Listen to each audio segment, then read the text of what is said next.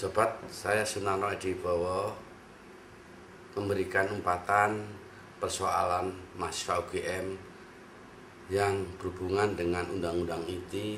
Semoga di dalam Undang-Undang ITE ini untuk punya satu tujuan maksud supaya dia terbebas dari jeratan hukum.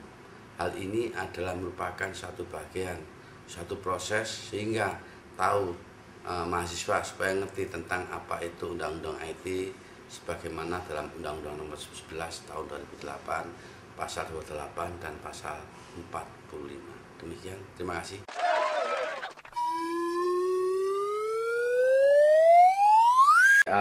Pak Bo, bisa diberikan tips tentang hukum mengenai kasus Florence Yombing?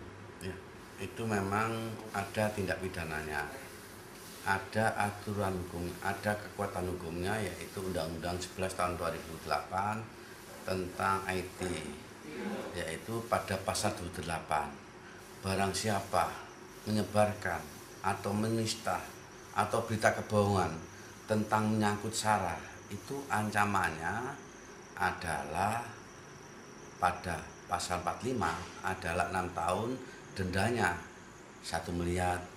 Nah, di dalam KUHP pasal 21 ini bisa ditahan, nah ancamannya lebih dari 5 tahun. Maka dengan adanya undang-undang tersebut bisa ditahan. Pak, ini kan yang Florence dan masyarakat Jogja sudah saling memaafkan. Apa juga bisa ditahan atau bagaimana caranya agar dibebaskan?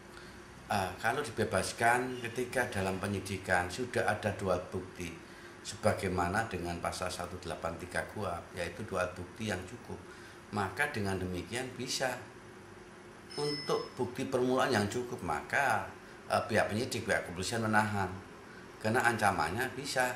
Nah, untuk hal ini perlu disampaikan, saya klarifikasi bahwa asas pidana tidak akan hapus, pidana murni, kecuali pengaduan itu bisa. Kalau pidana murni tidak bisa, tergantung penyidik mampu tidak ketika ditahan.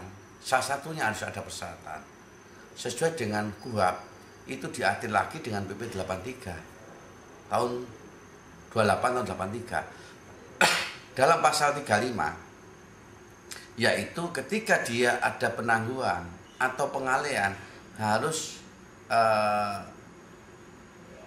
titipan konsinyasi pada pengadilan setempat. Konsinyasi untuk apa? Dari konsinyasi itu titipan uang untuk mengalihkan status tahanan, itu hanyalah sebagai jaminan, sudah diatur. Ketika dijamin bisa keluar asalkan dia melarikan diri, tidak menghilangkan barang bukti, ya toh, tidak melakukan tindak pidana. Setiap saat harus datang ketika di dalam satu proses penyidikan. Karena sudah ditahan, maka harus dilalui proses tersebut. Jadi itu tips dan trik hukum mengenai kasus Florence. Iya.